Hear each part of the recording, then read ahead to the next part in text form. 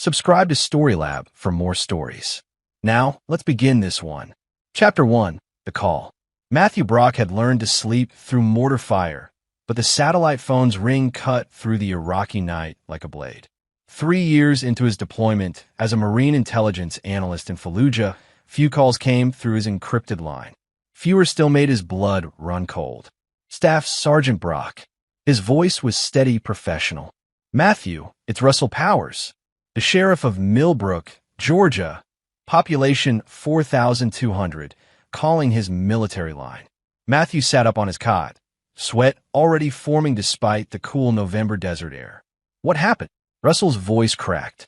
Your daughter's in my office. Shannon's. She's physically fine, but Matthew, the sheriff, a man who'd served 2 tours in Vietnam, struggled for words. Floyd Klein, Marissa's boyfriend. He did things, recorded it, posted it somewhere, and half the town saw it before we could stop the spread. Matthew's vision tunneled. Shannon was 15. 15. Where is he? County lockup. But Matthew, the FBI field office in Savannah, got wind of it. They're calling it a federal case. Interstate transmission of Russell stopped. They want him for questioning about a larger investigation. They've requested prisoner transfer. When? A pause, heavy with meaning. Their official request hits my desk in 6 hours. System delays, you know how it is. Could take me another 6 to process. Computer glitches happen. Matthew understood. 12 hours. The sheriff was giving him 12 hours before Floyd Klein disappeared into federal custody, buried in bureaucracy and plea deals. Marissa, Matthew asked, though he already knew. Gone. Cleared out 2 days ago. We think she knew what was coming. Matthew, there's more. Russell's voice dropped. We found messages. Between Floyd and others. This isn't his first. Shannon wasn't his first. The satellite phone creaked in Matthew's grip. He'd spent 3 years analyzing terror networks, tracking patterns, connecting dots that saved lives. Now, someone had targeted his daughter, and that someone was sitting in a cell 12 hours away for federal protection. I'm coming home. The town's ready to string him up, Russell said quietly. But they're waiting for you. We're all waiting for you. Do what needs doing, Matthew. Just make sure it's done before dawn.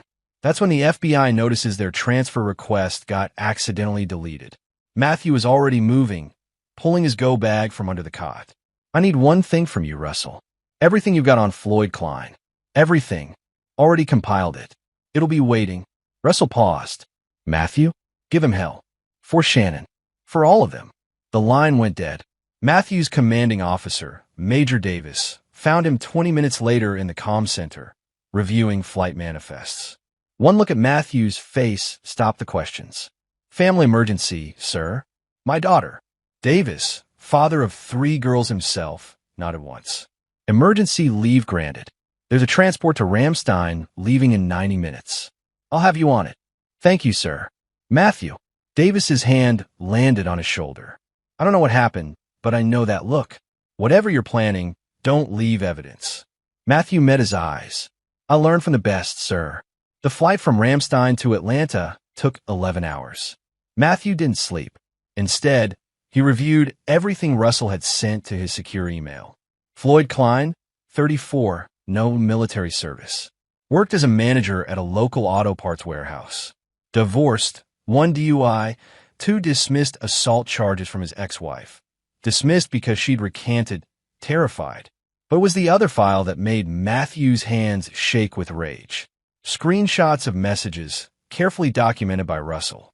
Floyd had been grooming Shannon for 3 months, since Marissa started dating him. Compliments that became suggestions. Suggestions that became demands. And when Shannon finally agreed to meet him, believing she was protecting her mother from Floyd's temper, he'd filmed everything. Worse, the messages showed Floyd bragging to others. Usernames, encrypted channels, trading files. Russell had tracked 5 other victims in surrounding counties over 2 years. Floyd Klein wasn't just a predator. He was connected to others like him. The FBI wanted him because they were building a federal case against a network. They'd take months, maybe years. Plea deals, reduced sentences, witness protection for cooperation. Matthew had 12 hours, maybe less. He landed in Atlanta at 6 a.m. local time, rented a truck, drove the 2 hours to Millbrook through the pine forests and farmland of rural Georgia, his mind assembling the pieces of a plan that crystallized with each mile. Floyd Klein had made 3 mistakes. First, he'd touched Matthew's daughter. Second, he'd done it in a small town where people still believed in certain kinds of justice. Third, he'd left a trail. Matthew didn't just want Floyd Klein dead. He wanted him destroyed. Everything he was, everything he'd built, everyone who'd helped him, scorched earth. And he wanted Floyd to know exactly who was doing it and why. The sun was climbing over Millbrook when Matthew's truck rolled into town. He had 10 hours until dawn tomorrow, until the FBI noticed their missing transfer request. 10 hours to dismantle a predator's life so completely that even federal protection couldn't save him. It would be enough. Chapter 2. Homecoming. Millbrook hadn't changed. Main Street still had Lou's Diner, Armstrong's Hardware, the Baptist church with its white steeple. But something was different. As Matthew drove through town, people stopped, watched.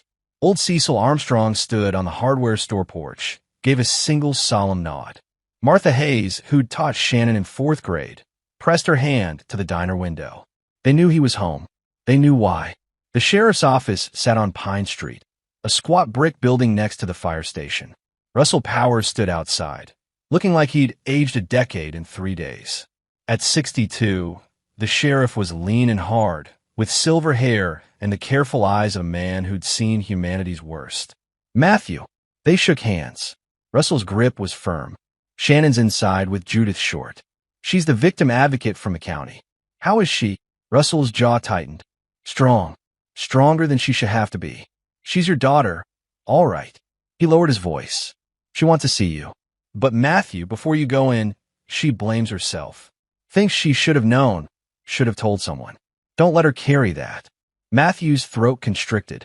Where's Marissa? Vanished. Withdrew $8,000 from your joint account 3 days ago. Last ping on her cell was Charlotte, North Carolina, 2 days back. Then nothing. Russell pulled out a folder. But here's what you need to see first. They walked to Russell's truck, away from windows. The folder contained printouts that made Matthew's vision blur with rage. Messages between Floyd and Marissa, going back 5 months. She's stubborn like her dad. Need to break that. M says leave her, but the young ones are always best. Got her to meet me tonight. The recording equipment is ready. Marissa had known. Facilitated it. In one exchange, she told Floyd about Matthew's deployment schedule, Shannon's therapy appointments after her grandmother's death, the moments when Shannon was most vulnerable. She's not just complicit, Matthew said, his voice dead calm. She's a co-conspirator. Legally, yes. The DA's issuing a warrant. But Matthew, Russell handed him another file. This is what made the FBI come running. The file showed Floyd's digital footprint. Russell had gotten help from a state police cybercrimes unit before the feds muscled in. Floyd was part of a network spanning 4 states, 47 identified members, trading material through encrypted channels. The FBI had been building the case for 14 months. They'll offer him a deal to roll on the others, Matthew said, seeing the play immediately. Reduced sentence, protective custody. They'll be out in 7 years, new identity. That's what I figure. Russell's eyes met his. Unless something happens before they transfer him. A car pulled up. Owen Rogers climbed out, a tall man with dark hair and the alert bearing of someone who never stopped being a soldier. Matthew's closest friend from high school had joined the Army Rangers, done 3 tours in Afghanistan. Heard you were coming home. Owen's embrace was brief, hard. I'm sorry, brother. Tell me what you need. I need to see my daughter first. Inside, the sheriff's office was quiet. Judith Short, a kind-faced woman in her 50s, stood when Matthew entered the conference room. Shannon sat at the table, small in an oversized hoodie, her dark hair pulled back. She looked up. Dad. Matthew crossed the room, pulled her into his arms. Shannon collapsed against him, finally crying, the brave face crumbling. I'm sorry, I'm so sorry. I should have known, I should have. Stop. Matthew held her tight. This isn't your fault. None of it. You hear me? None of it. Mom said he was nice. Said I should give him a chance. I thought, Shannon's voice broke. I thought if I was nice to him, He'd treat her better. He was always so angry with her. Matthew looked over Shannon's head at Judith, who nodded grimly. Classic grooming pattern. Use the mother's relationship as leverage, position himself as someone Shannon needed to placate to keep the peace. I need you to be strong a little longer, Matthew said gently. Can you do that? Shannon pulled back, wiped her eyes. At 15, she had her father's steady gaze, her grandmother's stubborn chin. What are you going to do? Make sure he never hurts anyone again. The FBI won't get the chance. Matthew cupped her face. Do you trust me? Always. Then here's what's going to happen. You're going to stay with Uncle Owen and his wife. Tomorrow, this will all be over. You'll never have to see Floyd Klein or your mother again. We'll start over, just us. Deal. Shannon nodded, then grabbed his hand. Dad, make him pay. Please. I promise. After Shannon left with Owen, Matthew sat with Russell in his office. The sheriff pulled out a bottle of bourbon, poured 2 glasses. Tell me everything about Floyd, Matthew said. His routine in lockup, who he's talked to, what he's said. Russell slid a notepad across. He's in cell 3, segregated from general population for his own protection.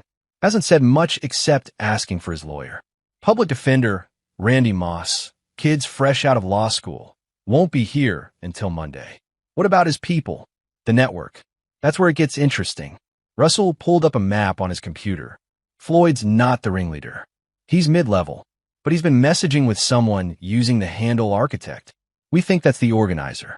Floyd's got information on meets, transactions, identities. That's why the FBI wants him alive. Matthew studied the map. Red pins mark locations across Georgia, Alabama, Tennessee, South Carolina. The FBI's building a case the slow way. Legal, methodical. Could take years. Probably. What if there was a faster way? Matthew leaned forward. What if Floyd's network destroyed itself from the inside? Russell raised an eyebrow. I'm listening. Floyd thinks he's getting federal protection. He'll roll on his associates to save himself. That's his nature. But what if we make him so toxic, so dangerous to his network, that they eliminate him first? You want to turn them against him? Not just that. Matthew's mind was racing, connecting threads the way he did with enemy intelligence networks in Iraq. Floyd has files, right? The recordings, the contacts, everything. It's his insurance policy. What if that insurance policy became public, but only within the network? What if they thought Floyd was about to expose them all? Russell's eyes widened. They'd silence him to protect themselves. And we deliver justice without laying a hand on him. Matthew smiled, cold and calculated. But that's only part of it. I want him to suffer first. I want him to know he's destroyed, and I want him to know I did it. How much time do you need? Matthew checked his watch. 9 hours until dawn. Enough. But I need access to his phone, his computer, his apartment. Everything. Russell stood, grabbed his keys. Search warrant was executed yesterday. All his electronics are in evidence. His apartment's still sealed. He paused. If someone with technical expertise happened to examine that evidence for the investigation, and if that someone had proper authorization, who's your IT deputy? That would be me, until I deputize someone temporary. Say, someone with military intelligence clearance and digital forensics training. Matthew stood, shook Russell's hand. Then let's get to work, Sheriff. The game had begun, and Floyd Klein's nightmare was just starting. Chapter 3. The Trap. Floyd Klein's apartment was a dump, a one-bedroom above the auto parts warehouse where he worked. The evidence team had already swept it, documenting everything. Matthew, now officially deputized as a temporary IT consultant, went through the seized electronics with Russell watching. Mother of God, Matthew breathed, staring at Floyd's laptop. The encryption was basic, cracked within 30 minutes. Inside was a treasure trove, not just of horrors that made Matthew's blood boil, but of information. Floyd had kept meticulous records. Names, locations, meetups, screen captures of conversations with network members, and buried in his cloud storage, contingency files. Everything he'd need to burn his associates if they turned on him. He's paranoid, Russell observed. Kept insurance. No honor among predators. Matthew copied everything to an encrypted drive. This is how we flipped the script.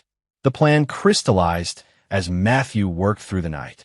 Floyd's network communicated through encrypted channels, but Floyd had been sloppy. He'd taken screenshots, saved chats, documented everything to protect himself.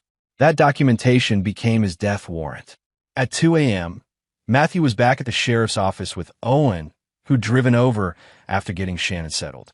Owen brought someone else, a wiry man in his 40s with nervous energy and intelligent eyes. "Matthew, this is Cecil Armstrong's nephew, Billy Lynn," Owen said. "Works in cybersecurity for a firm in Atlanta. Came down when he heard what happened." Billy extended his hand. "Floyd Klein bought parts from my uncle's store. Always creeped me out. When Uncle Cecil told me what he did to your daughter, he shook his head. I want to help. Whatever you need." Matthew assessed him. "You know your way around encrypted networks?" "I specialize in dark web investigations for corporate clients, tracking fraudsters, hackers, bad actors." Billy's expression hardened. "Predators use the same channels. I've reported more than a few to the FBI. So yeah, I can navigate those sewers." "Then here's what I need."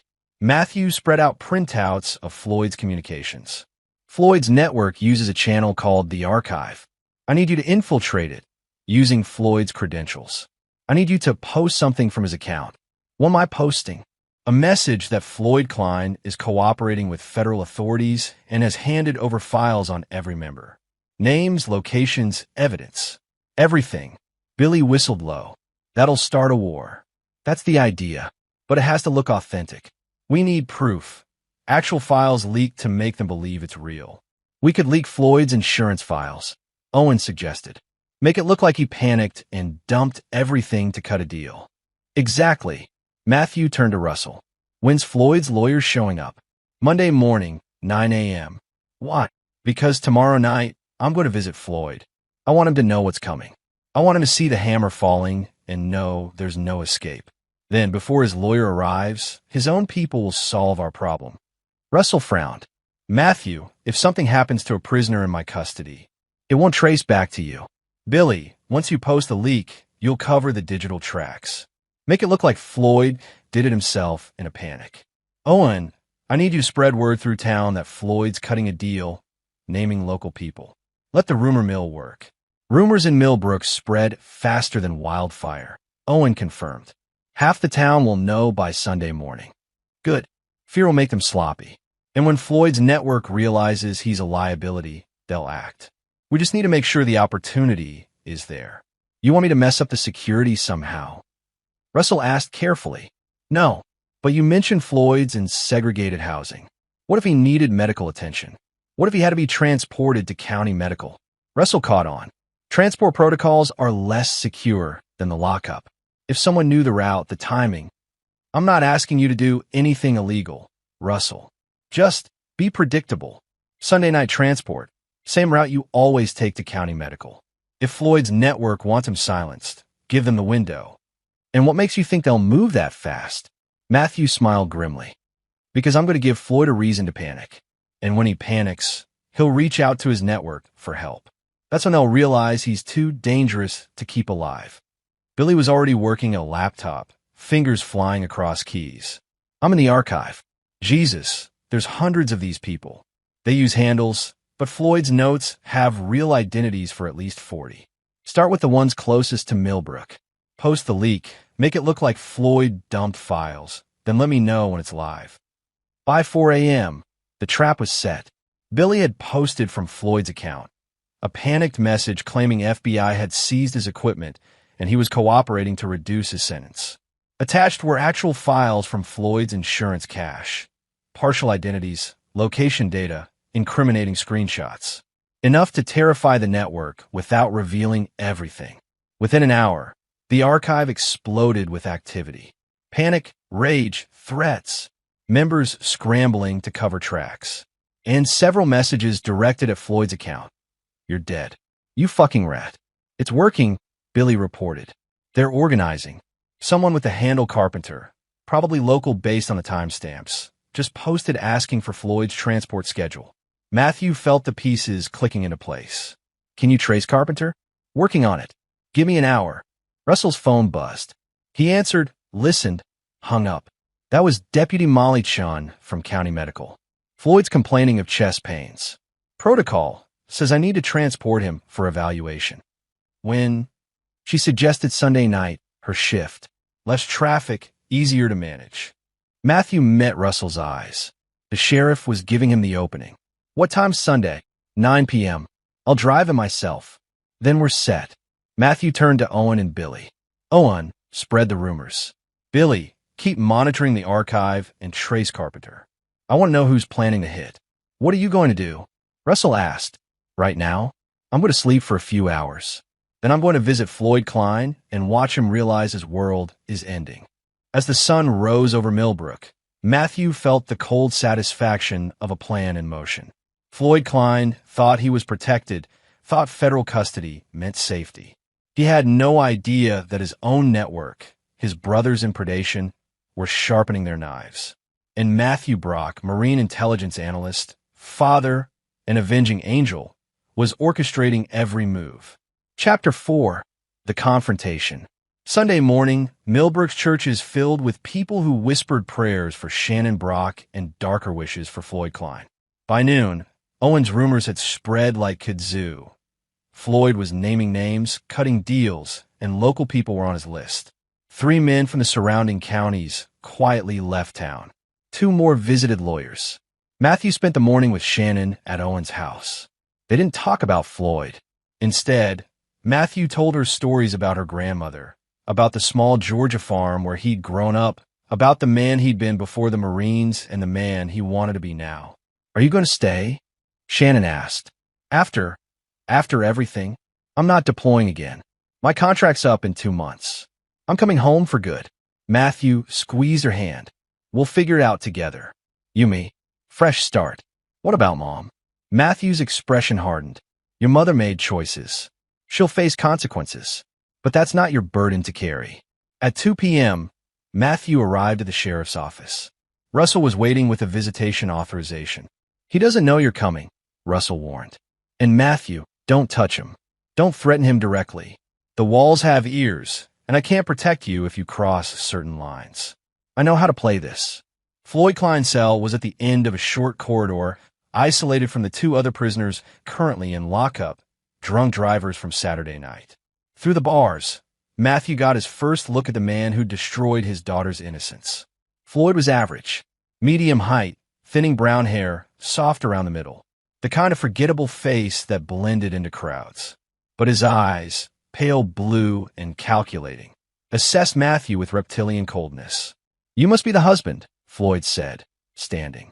The war hero. Marissa talked about you.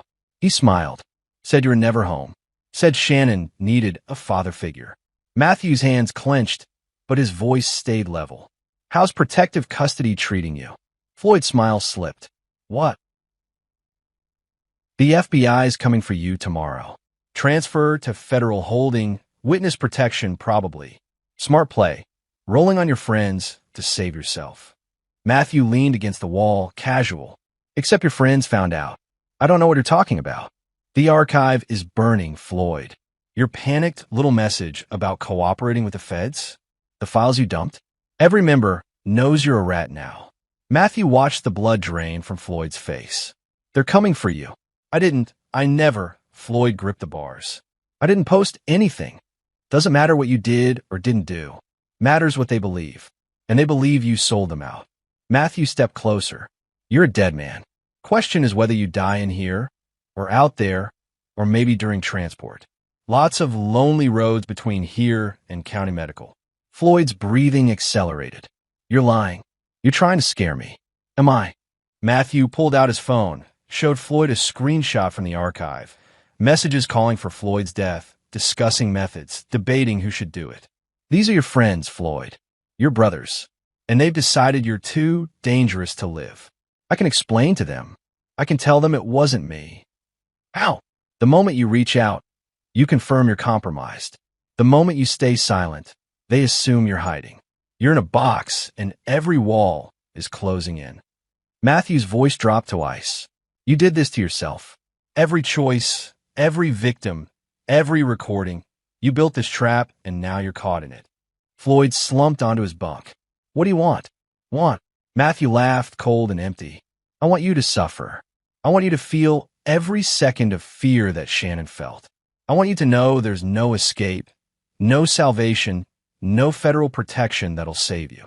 And I want you to know that I did this. Me, Shannon's father, the man you underestimated. I'll tell the FBI. Tell them what? That you're scared? They already know. That someone leaked your files? They'll assume you got sloppy. That your network wants you dead? That just makes you more valuable to them as a witness. After they transport you tomorrow. Matthew checked his watch.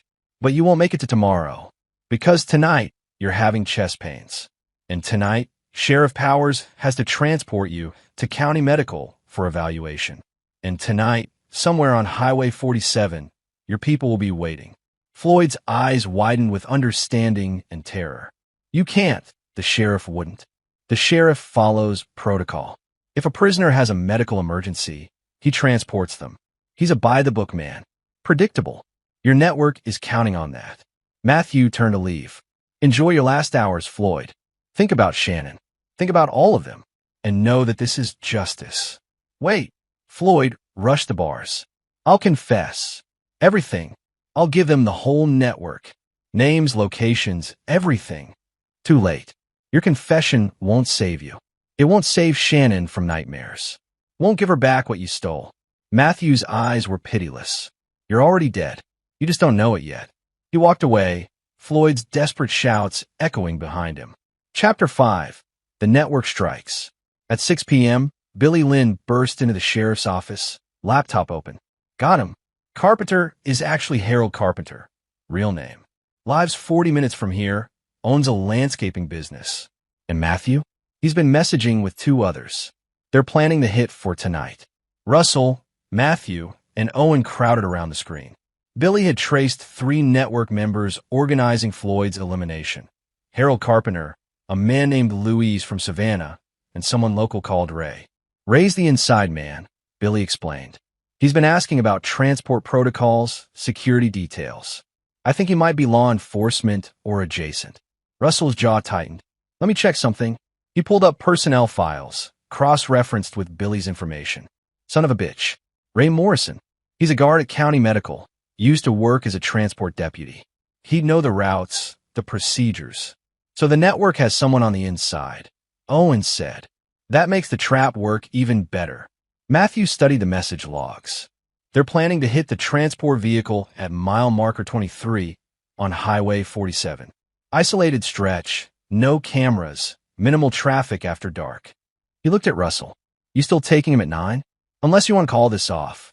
Matthew thought about Shannon, about the other victims, about Floyd's smug face in that cell. No, we'll let it play out, but we control it. Ow, Owen asked. Billy, send a message from Floyd's account. Make it look like he's panicking, asking for help, saying he'll give his insurance files to whoever gets him out. Make them think he's desperate and stupid. That'll confirm to the network that he's compromised, Billy said slowly. They'll definitely move on him. Good. Russell, you transport Floyd as planned, but we'll have backup nearby. Not to stop the hit, to document it and make sure it's contained. Russell shook his head. Matthew, if I knowingly transport a prisoner into an ambush, you're transporting a prisoner with a medical complaint to appropriate medical care, following standard protocol. What happens on the route is a tragic but unforeseeable attack by criminal elements. Matthew's voice was hard. Floyd Klein is a cancer. His network is a cancer. Tonight, they cut out their own cancer to save themselves, and we let them. Then we use the evidence to burn down the rest of the network. And if something goes wrong, Russell asked, if they don't take the bait, or if innocent people get hurt, we abort, but they'll take the bait. They're terrified, and terrified people make mistakes. At 8 p.m., Billy sent the bait message from Floyd's account. Need help. Fed's moving me tomorrow. Have all files. We'll trade for extraction. Please. Highway 47, 9 p.m. transport. The archive exploded. Arguments about whether it was a trap, debates about the timeline, but ultimately, one message from Carpenter. We handle it. Can't risk him talking. At 8:45 p.m., Russell brought Floyd from his cell. Floyd was pale, sweating, clutching his chest. Real fear mimicked a heart attack perfectly. "Please," Floyd begged as Russell loaded him into the transport vehicle, a reinforced SUV. "Don't do this. They're going to kill me." "You're having a medical episode," Russell said flatly. "I'm transporting you to appropriate care. That's my job." Matthew and Owen followed in Matthew's truck, hanging back.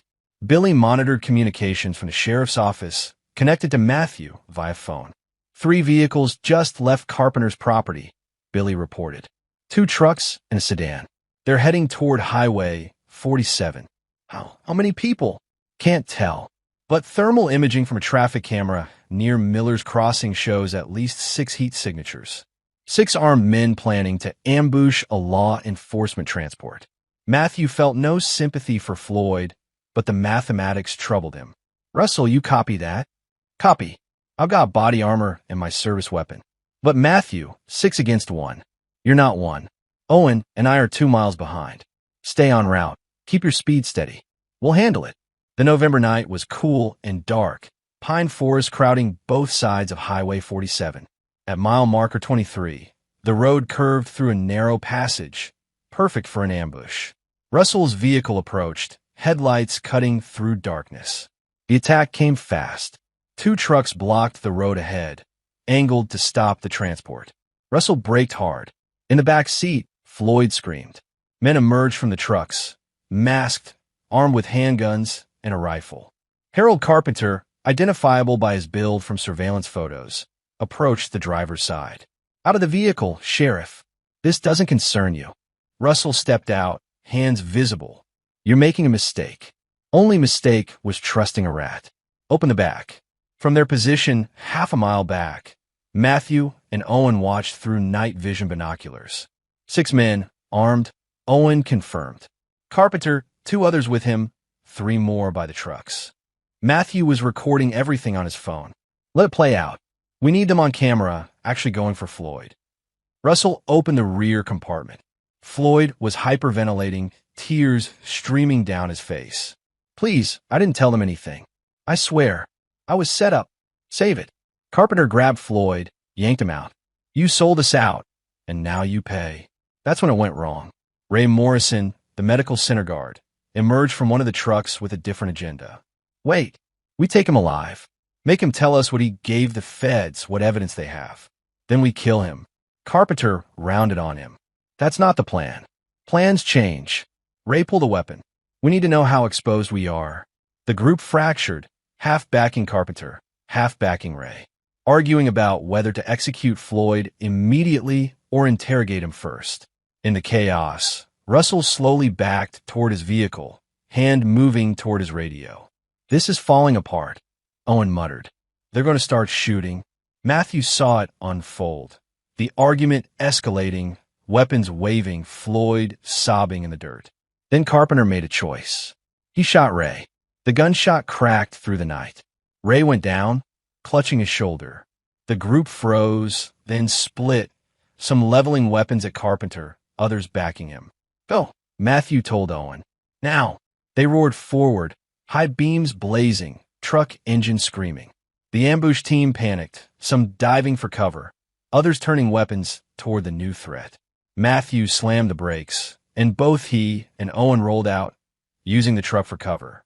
"Sheriff's office," Owen shouted, his army training evident in his stance and command. "Drop your weapons." 2 men ran. 1 fired wildly at the truck. Russell tackled Floyd, covering him. Carpenter stood frozen, weapons still aimed at Ray. "It's over," Matthew called out. "We've got everything recorded. The ambush, the shooting. You're done."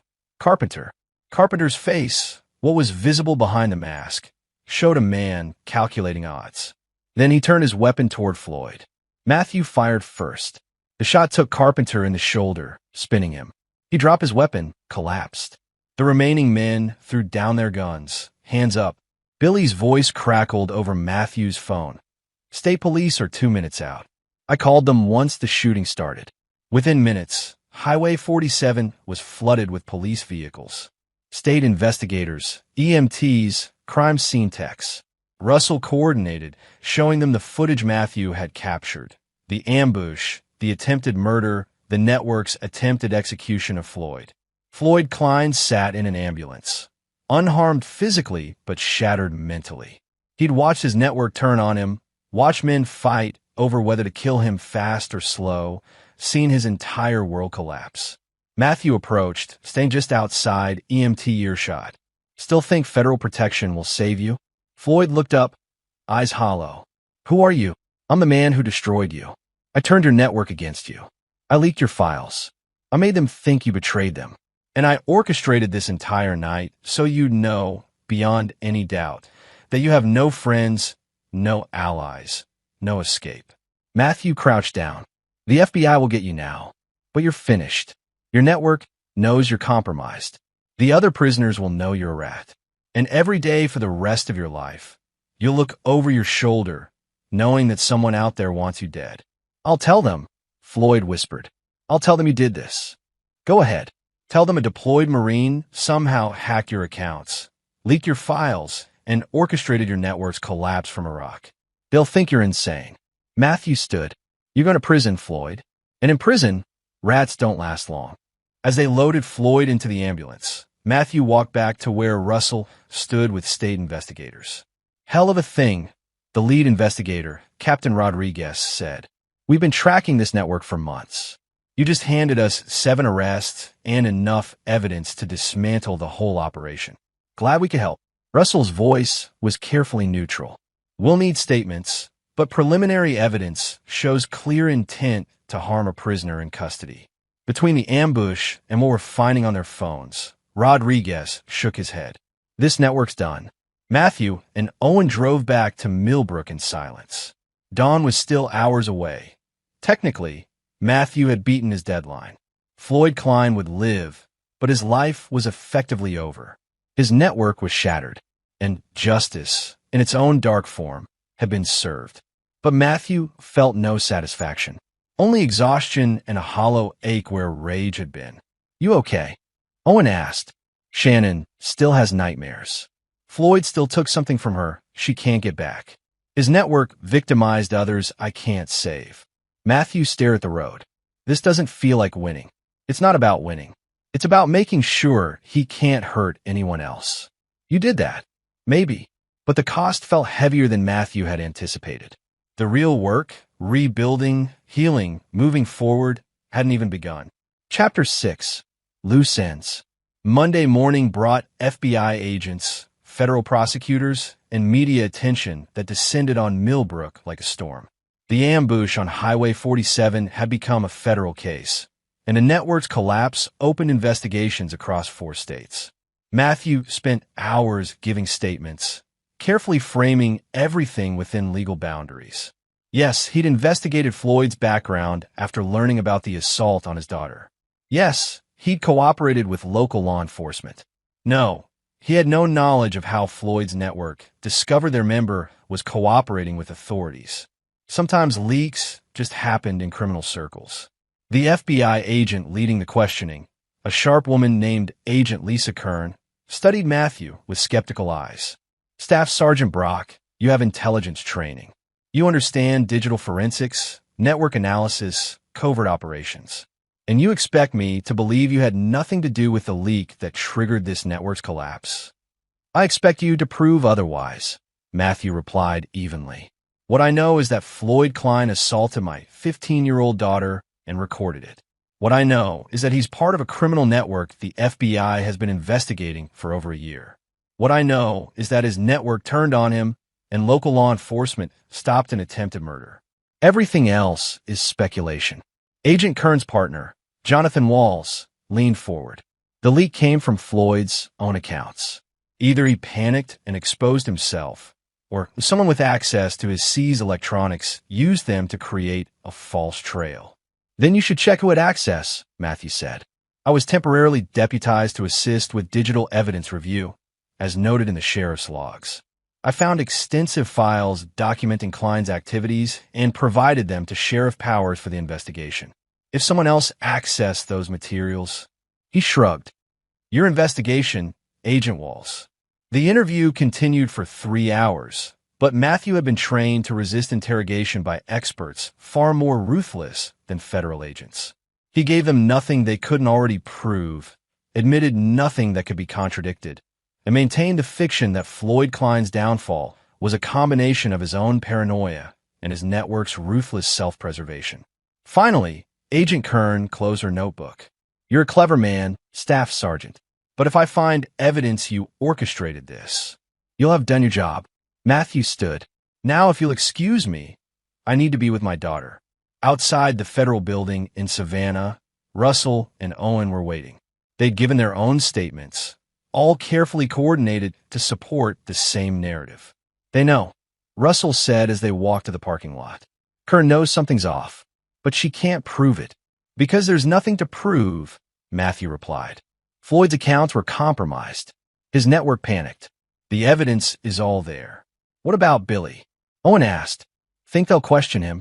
They don't know he exists. He was never officially part of the investigation. As far as anyone knows, he's just Cecil Armstrong's nephew who happens to work in cybersecurity."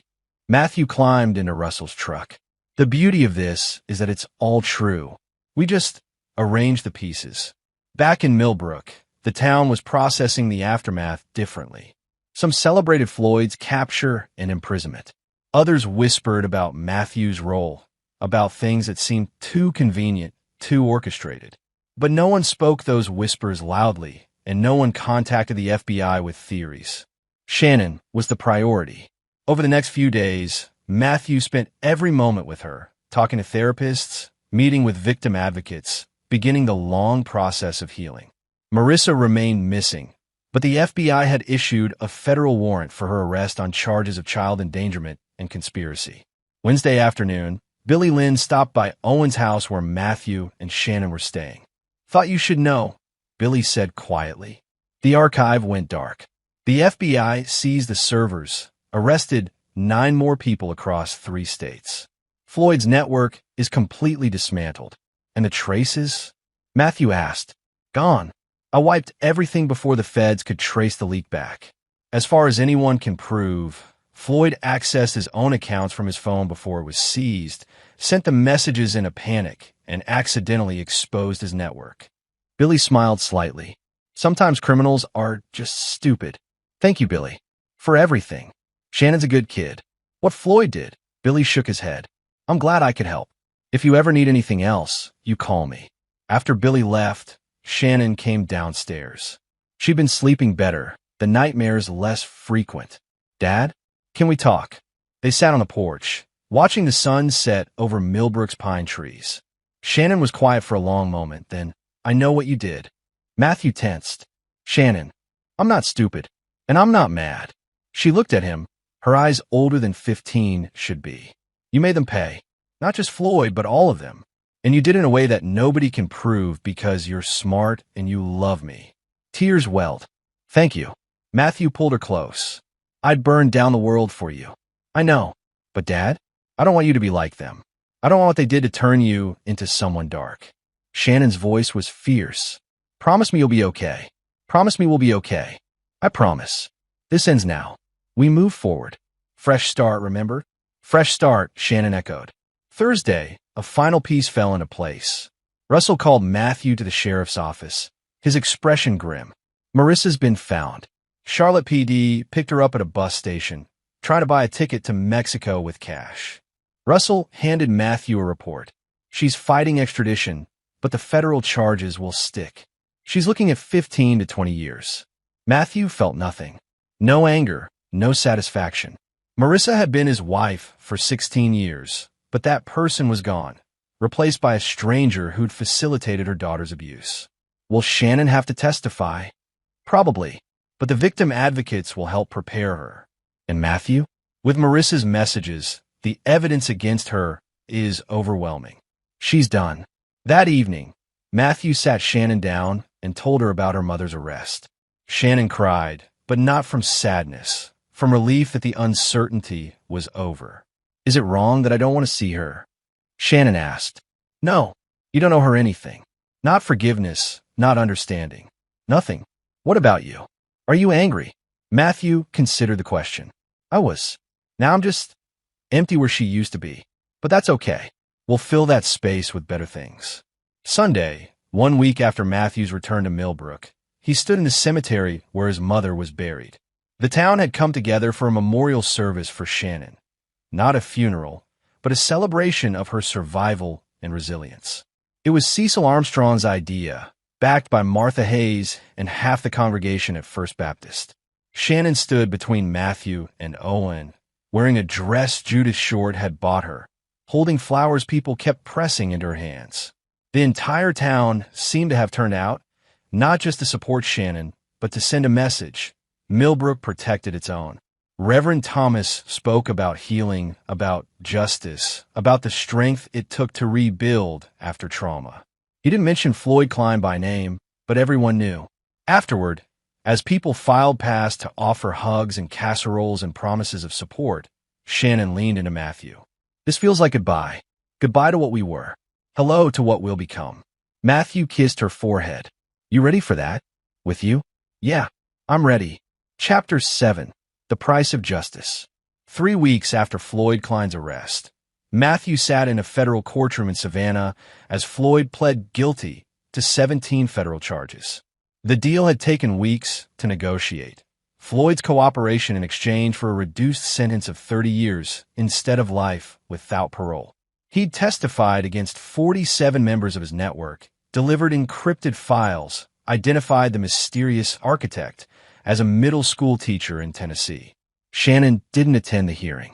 Matthew went alone, watching as Floyd, thinner, hollow-eyed, broken, shuffled and wearing prison orange and shackles.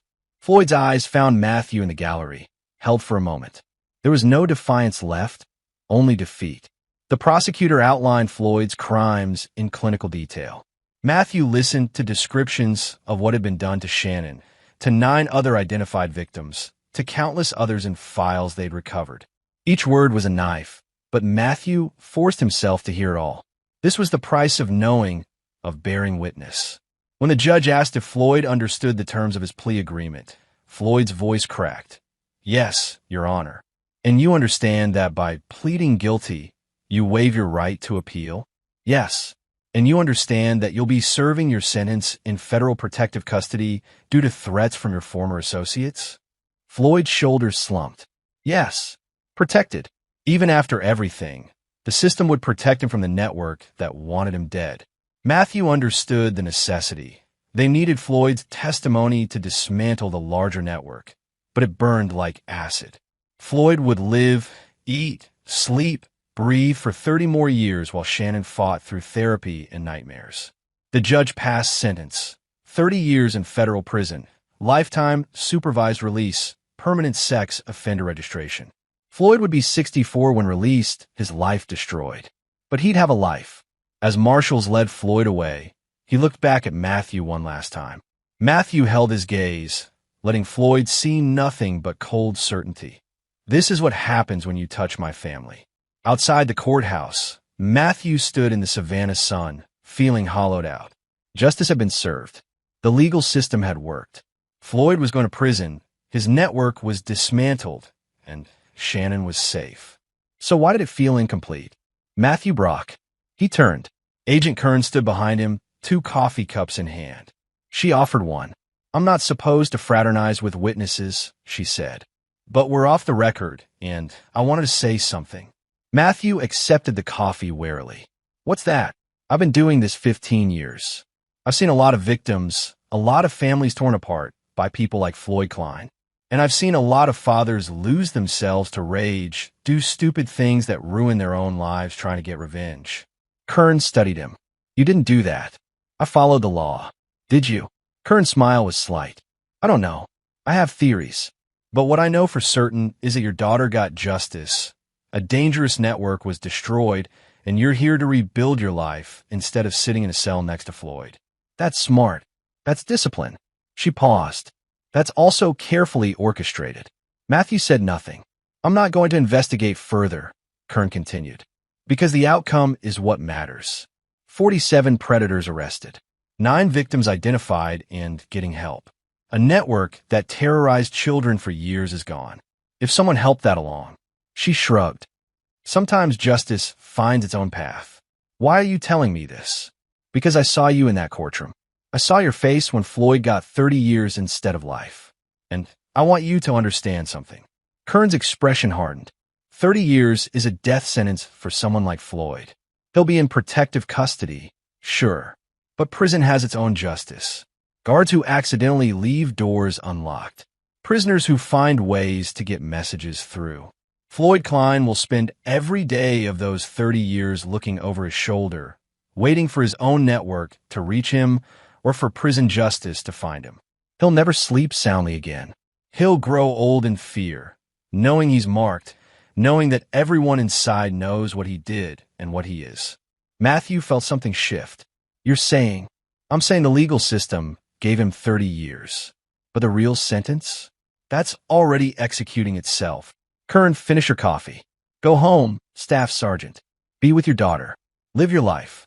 And trust that Floyd Klein is getting exactly what he deserves every single day. She walked away, leaving Matthew standing in the sunlight, understanding slowly dawning. Floyd's plea deal meant protective custody, but it also meant going on record as a cooperating witness who'd betrayed his entire network. Every prisoner would know he was a rat. Every day would be a psychological torture, wondering if today was the day someone inside got to him. And even if he survived the 30 years, he'd emerge as an elderly man with nothing. No family, no friends, no future. Just a lifetime registry and the knowledge that he destroyed his own life. Maybe Matthew thought that was enough. Chapter 8, Rebuilding. Marissa's trial took place 2 months later. Unlike Floyd, she didn't plead guilty. Instead, she maintained that she'd been manipulated, that she was a victim too, that she hadn't understood what Floyd was doing. The jury didn't buy it. The messages spoke for themselves. Shannon's testimony, delivered via video to spare her the trauma of facing her mother, was devastating. After 3 days of deliberation, they returned guilty verdicts on all counts: conspiracy, child endangerment, failure to report abuse, accessory to production of child sexual abuse material. The judge, a woman named Sandra Morrison with iron gray hair and no patience for Marissa's tears, sentenced her to 23 years. "You were a mother," Judge Morrison said, her voice cutting. "Your job, your sacred duty, was to protect your child. Instead, you delivered her to a predator. You facilitated abuse. You prioritized your relationship with a monster over your daughter's safety. There is no excuse, no explanation, no justification that makes this forgivable." Marissa was led away screaming that Shannon was lying, that Matthew had brainwashed everyone, that she was innocent. Her voice echoed through the courtroom until the doors closed. Shannon, watching from the victim advocate's office via video link, said nothing. Just nodded once, then turned off the screen. "How do you feel?" Judith Short asked gently. "Like I can breathe," Shannon said. "Like it's really over." Matthew's military contract ended in January. He declined re-enlistment offers, even a promotion to gunnery sergeant. His war was over. He'd fought in Fallujah for 3 years, but his most important battle had been fought in a small Georgia town, and he'd won. He moved back to Millbrook permanently, bought a small house on the edge of town near the Pine Woods. Shannon chose her room, painted it lavender, hung posters of bands Matthew pretended to understand. They adopted a dog from the shelter, a mutt-named Scout who slept at the foot of Shannon's bed and barked at squirrels. Owen helped Matthew find work as a security consultant for a firm in Atlanta, remote work that paid well and let him stay close to Shannon. Billy Lynn referred clients.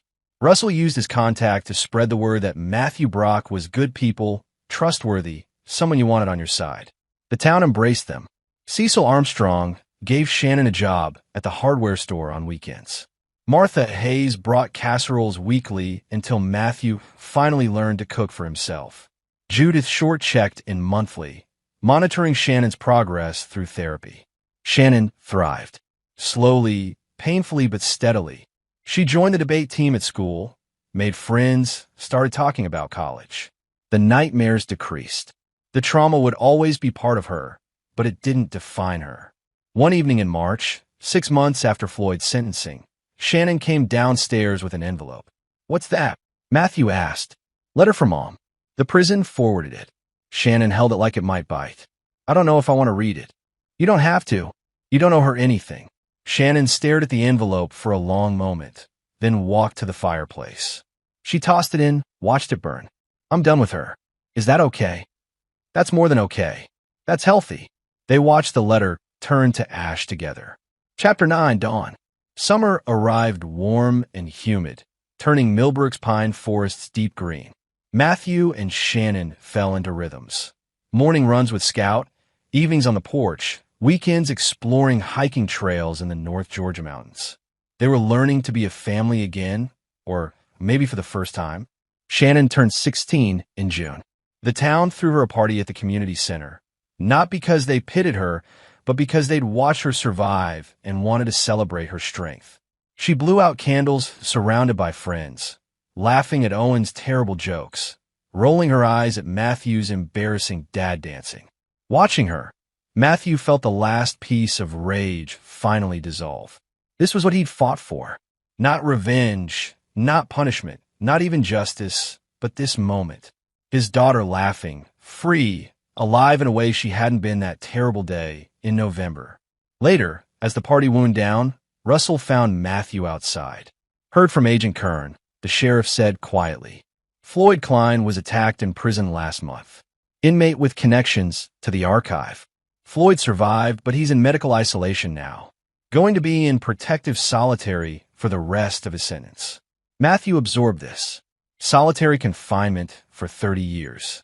Never seeing sunlight without bars. Never speaking to another human except guards. Alone with his thoughts and his guilt and his fear every single day. That's justice, Russell continued. Not what we planned, not what we orchestrated. But the universe has its own way of balancing scales. And the rest of the network? Trials are ongoing.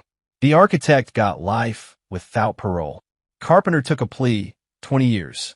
Harold Morrison, the medical center guard, is cooperating, might get out in 15. Russell smiled slightly. Your digital forensics work helped make most of those cases. The evidence you compiled was airtight. Just my job. You did more than that. You saved lives, Matthew. Not just Shannon's. Those other 9 victims who got identified, 3 were still in active danger. You ended that. Russell clasped his shoulder. I know it doesn't erase what happened, but it means something. After Russell left, Matthew sat alone in the twilight. Fireflies danced over the community center lawn. Inside, Shannon's laughter rang out, pure, genuine, healing. He thought about the man he'd been a year ago. Deployed, detached, fighting wars that felt distant from home. He thought about the phone call that changed everything, the rage that had driven him home, the cold calculation that had orchestrated Floyd's downfall. He wasn't that man anymore. Couldn't be. That man had been forged in fury and tempered by vengeance. But vengeance was an empty vessel. It consumed everything and filled nothing. This man, sitting in a small Georgia town listening to his daughter laugh, had learned something else. That justice wasn't just about punishment.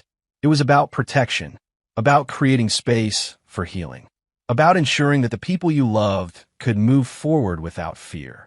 Floyd Klein would die in prison, alone and afraid. His legacy nothing but pain and suffering. The network he belonged to was shattered, its members scattered to prisons across the country. Marissa would age behind bars, forgotten. But Shannon would grow up, go to college, build a life, fall in love, become whoever she chose to be. That was the victory. That was what mattered. Shannon emerged from the community center, Scout bounding at her heels. Ready to go home, Dad? Yeah. Matthew stood, wrapped an arm around her shoulders. Let's go home. They walked through Millbrook's quiet streets, father and daughter and dog, under a sky full of stars. Behind them, the past, dark and painful and irrevocable. Ahead, the future, uncertain but theirs to build. At home, Shannon paused at her bedroom door. Dad, I know I don't say it enough, but thank you. For everything. For coming home. For making me feel safe again. You don't have to thank me. I'm your father. Protecting you is what I do. I know, but still. She hugged him tight. I love you. I love you too, kiddo. Always. As Shannon closed her door, Matthew stood in the hallway of their small house, listening to the sounds of an ordinary evening. Scout's nails clicking on hardwood, the hum of the refrigerator. Shannon's music playing softly through her closed door. Ordinary, normal, safe. He'd fought in wars, seen friends die, dealt death to enemies. But his greatest battle had been fought here, in this small town, for one person who meant everything. And he'd won. Not because he destroyed his enemies, though he had. Not because he'd exacted vengeance, though he'd done that too. But because his daughter was upstairs, alive and healing and dreaming of a future that Floyd Klein's darkness hadn't been able to extinguish. Matthew Brock walked to his own room, lay down in bed, and for the first time in 8 months, slept without nightmares. Dawn was coming, and with it a new beginning. This is where our story comes to an end. Share your thoughts in the comments section. Thanks for your precious time. If you enjoyed this story, then please make sure you subscribe to this channel. That would help me a lot. Click on the video you see on the screen, and I will see you there.